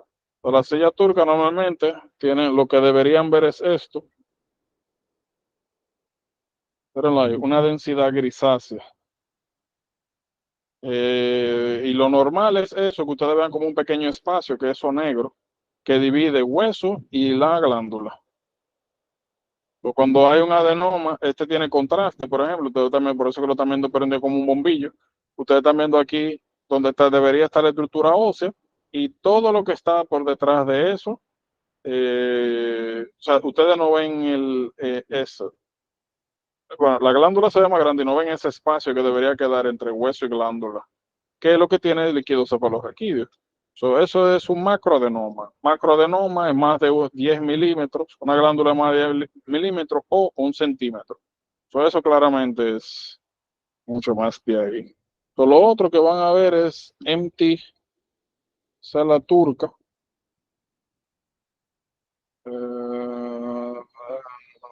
Este se ve bien. La otra anomalía que ustedes van a ver ahí, hay otra que es cranofaringioma, pero esa la vamos a ver más adelante, pero el otro que van a ver aquí es este. Miren cómo se ve.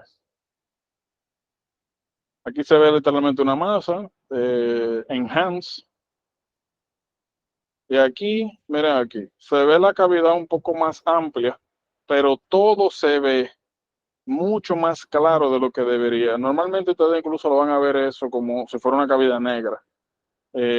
Ahí usted no puede distinguir dónde comienza una cosa y dónde comienza otra. A ver, ok, miren, este se ve un poquito mejor.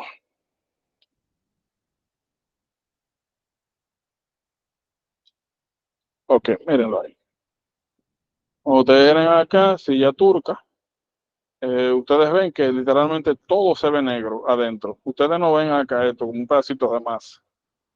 Eso es empty la turca. Normalmente, como le dije, eso indica que ha aumentado la presión intracraniana.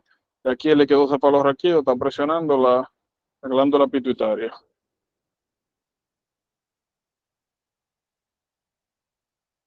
So, masa normal y empty cella. So, eso es lo que ustedes van a eh, ver clásicamente. En pituitariadenoma. Ahora recuerden, pituitariadenoma se dividen en macro y no micro, pero no macros. Se dividen en macroadenoma y no macroadenoma. Eso quiere decir que usted puede tener un Cushing disease, o sea, un tumor secretor de ACTH en la glándula pituitaria y ustedes no lo van a ver como una masa en las imágenes. Eso puede pasar también, por si acaso. O sea, que ustedes vean la glándula normal y que esté secretando ACTH de manera exceso. Eso no se lleven del tamaño de la glándula. Lo que tienen que llevarse es de esto y del patrón hormonal. ¿Entienden? Para que no le vaya a hacer una pregunta, que le enseñan una imagen en que no se ve ningún tumor, que se ve todo normal, y vean un mismatch y digan, acá, pero esto parece que un adenoma secretor de pituitaria, esto parece como un Cushing disease, pero yo no estoy viendo ninguna masa en la imagen. Como le dije, las pituitarias adenomas se dividen en macroadenoma y no macroadenoma. Tú puedes tener un tumor que no se vea más grande que la glándula per se y que sea funcional secretor. Y no solamente de acá de ACTH, tú lo puedes tener de lo que sea, prolactinoma, que le dije que es el más común, TRH, perdón, TSH, literalmente cualquier hormona. Pero las más comunes son estas, ACTH y prolactina. Esos son los más comunes. Y el otro que es el no funcionante. Ese también es relativamente común. Es sencillamente súper grande, causa compresión y panhipopituitarismo. Pero en fin, como le dije, dexamethasone o CRH Stimulation Test. Es el mismo principio. Lo único que usted va por formas diferentes del eje. Soy hipotálamo, pituitaria, glándula adrenal. Aquí sale cortisol. El cortisol inhibe aquí, inhibe aquí. ¿Verdad? Entonces, si usted da una alta carga de cortisol y se inhibe este señor de acá, o sea, la ACTH, eso significa que si la inhibición no sucedió con baja dosis, pero pasó con altas dosis, eso significa que probablemente sea un pituitaria adenoma. Digo probablemente porque estas no son pruebas diagnósticas, sino para sugerir. Por eso es que siempre hay que confirmar con imágenes. Ahora, ya le aclaré también que no necesariamente usted va a encontrar una tumoración grande. Muchas veces, si es un adenoma minúsculo o si no es macro, sencillamente, ni siquiera lo ven en la imagen. Solo que tienen que llevarse del flowchart completo. ¿Verdad? So, como le dije, usted dio su alta dosis de dexametasona. Si usted suprimió acá, eso significa que el problema es la pituitaria. Ahora, si usted dio su altas dosis y sigue encontrando mucha ACTH, eso significa que el problema no es en la pituitaria, sino que hay algún órgano por ahí que está secretando ACTH. O sea, hay un sitio ectópico de secreción de ACTH. Bien, el mismo concepto ustedes aplican acá, si en vez de dar cortisol, o sea, un análogo que sería dexametasona, ustedes dan CRH. Si usted da CRH, si usted lo inyecta y ve que el cortisol aumenta y que la ACTH aumenta, o sea, que el eje actúa de la manera normal en la cual el eje debería responder, eso también es diagnóstico para Cushing disease. Ahora, si usted da CRH y la ACTH se mantiene elevada, pero sin cambiar, eso significa nuevamente que donde se está produciendo la ACTH es en un órgano que no responde a la CRH, o sea, que no pertenece a este eje de regulación normal. Bien, como ustedes ven, eso es importante porque eso nos cambia a nosotros el enfoque. Si nosotros tenemos algo que eso nos hace sospecha de que el problema es central, chequeamos la pituitaria. Ahora, si nosotros tenemos pruebas que nos indican a nosotros que no hay supresión central, o sea, que el problema no es de la pituitaria, buscamos en otros lados. Lo más normal es, nuevamente, abdomen, las glándulas suprarrenales a buscar el tumor, o si no encontramos nada ahí, o sea, historia de fumar, pérdida de peso, nódulos en radiografías de pecho, podemos entonces pensar perfectamente que quizás sea un tumor broncogénico de células pequeñas en chest. Ahora, si ahí usted no encontró tampoco, busquen pelvis. Es raro, pero ustedes pueden tener, de esto ustedes conocen los teratomas, eh, que pasan sobre todo en mujeres, son tumores ováricos, aunque pueden pasar donde sea. Y en teoría, esos tejidos pueden desarrollar cualquier tipo de células, no solamente lo clásico que es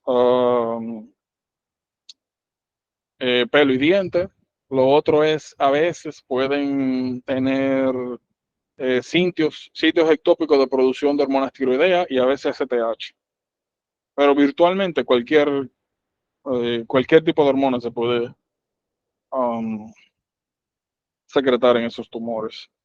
Como le dije, el flowchart es esencial, porque eso es lo que ustedes le van a presentar.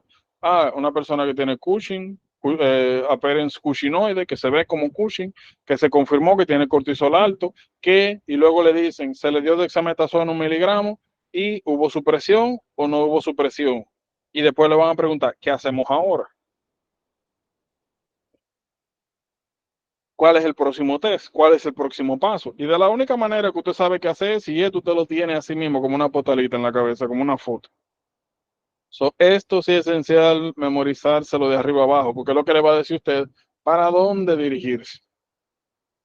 Bien, yo creo que se lo había mencionado anteriormente, que por alguna razón yo siempre confundo Sheehan con Nelson. No, no me preguntan por qué, porque no se parecen en nada. Pero siempre, cada vez que quiero decir Sheehan, digo Nelson. Pero en fin. Miren,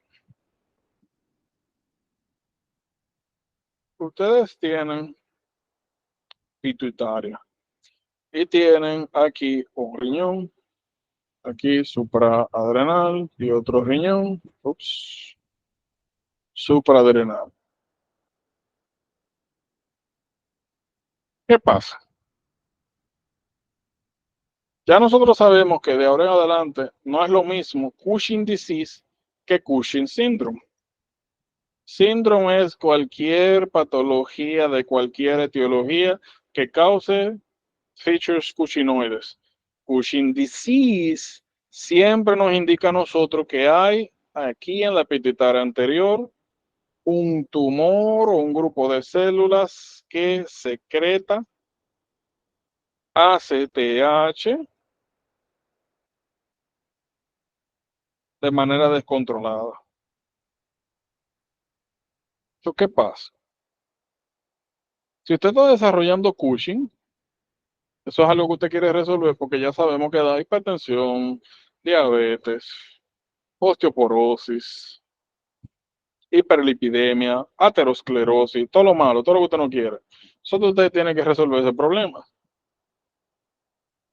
Y normalmente una de las cosas, y bueno, como aquí en la pituitaria anterior, aunque si es un problema central, el problema está aquí, pero no siempre es conveniente usted agarrar y quitar la pituitaria, porque entonces usted no solamente está llevando las células productoras de CTH, sino las que producen TSH, las que producen hormonas del crecimiento, las que producen eso, tiroides, las que producen prolactina, toda la hormona pituitaria usted se la lleva y va a tener que reemplazarlas.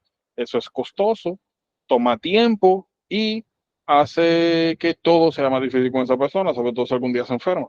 Porque entonces tú tienes que estar embromando con todas esas hormonas. Por ende, el paso más fácil es usted agarra aquí ¡pap! Y se lleva los tumores o se lleva las glándulas presentes. En algunas personas, a veces, cuando usted se lleva esa glándula, a las glándulas adrenales para revertir el Cushing, porque por más CTH que usted tenga, si usted no tiene la glándula donde se produce el cortisol, pues ya resolvió el problema. Ahora, ¿cuál es el detalle? Primero, si bien es cierto, bueno, ya ustedes vieron ahí que nosotros sabemos que el problema es en la pituitaria si la ACTH se suprime cuando nosotros damos una altas dosis de desametasona. Eso significa que aunque la glándula actúa de manera normal, todavía responde parcialmente a la inhibición de cortisol o de dexametasona. Por ende, cuando usted le quita las glándulas adrenales, usted quita el cortisol endógeno. Por ende, todo ese cortisol quita la inhibición que tenía inicialmente sobre la ACTH. Por ende, lo que interpretan este grupo de células, o sea, si tú le quitas inhibición a este grupo de células que ya secretaba mucha ACTH, la respuesta que ellas tienen es secretar más ACTH. Y ya nosotros sabemos que las células, cuando uno las estimula por tiempo prolongado, se adaptan. Y ya nosotros sabemos que las adaptaciones más comunes son hiperplasia, aumento de celularidad, ¿verdad? Y la otra es hipertrofia, que es agrandamiento de células. So, estas células que se reproducen de manera eficiente y adecuada comienzan a sufrir hiperplasia. Más células para secretar más CTH, porque ya no hay inhibición de ese cortisol. So, con el tiempo, esa glándula, la pituitaria, comienza a crecer. Entonces, a ese fenómeno de agrandamiento de la pituitaria, luego de tú extirpar las dos glándulas adrenales para controlar ese hipercortisolismo, eso es lo que llamamos síndrome de Nelson. Y ya nosotros sabemos que aquí arriba está pasando el quiasma óptico. So, una de las cosas que comienza a aparecer es bitemporal hemianopia, que lo vamos a ver en neurología, que en pocas palabras es un tipo de ceguera que da cuando tú comprimes el quiasma óptico. Lo otro, ya nosotros sabemos que en su proceso de síntesis de la ACTH, nosotros sintetizamos otra hormona que se llama MSH-alfa, ¿verdad? Que es Melanocyte Stimulating Hormone, que es una hormona que, como su nombre dice, estimula los melanocitos. Por eso habíamos dicho, en general, cada vez que ustedes... Aquí. El ejemplo que le puse fue la enfermedad de Addison, donde nosotros comenzamos a ver esto. Hiperpigmentación, que aparece clásicamente en las manos, en la boca y a veces en las uñas, en aquí, lengua. Y eso es porque usted está sobreestimulando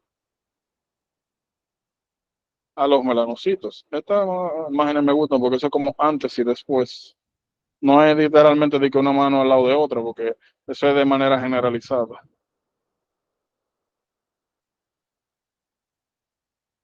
Pues nuevamente, si usted va a comenzar, está secretando más CTH, también está secretando más MSH, que estimula melanocitos o causa oscurecimiento de la piel.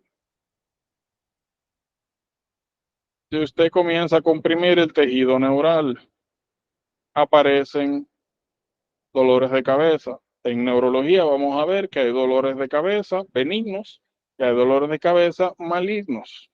Y los malignos nosotros lo identificamos con algunas características llamadas red flags,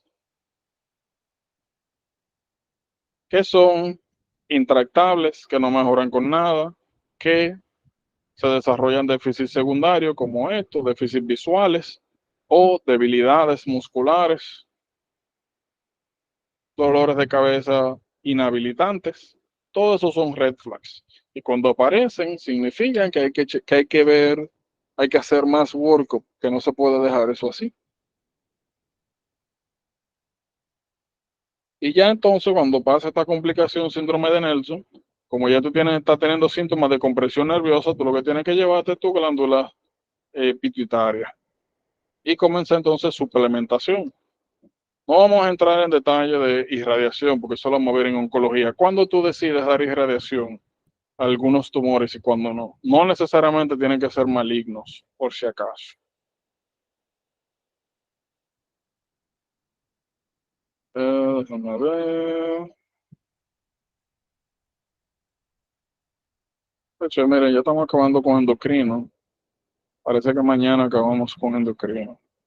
Miren, bueno, este es un tema completo.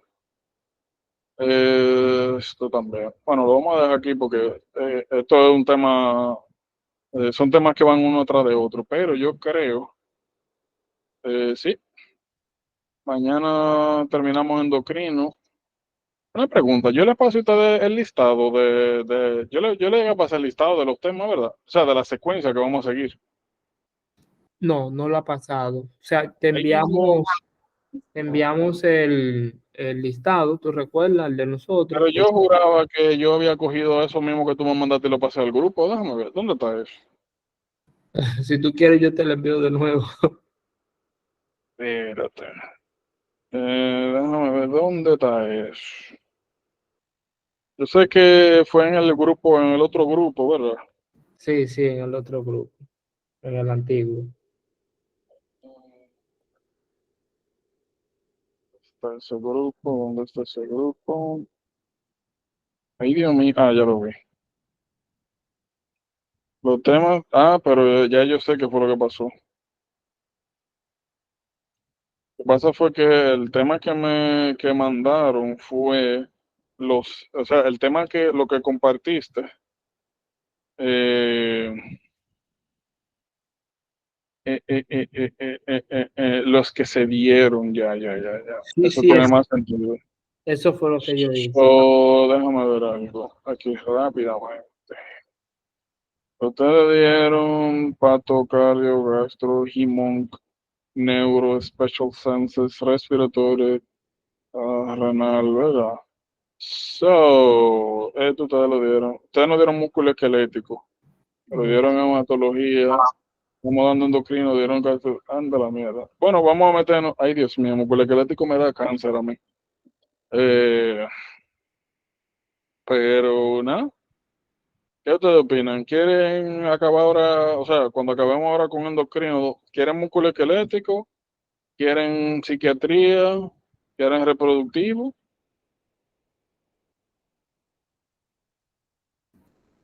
Psiquiatría.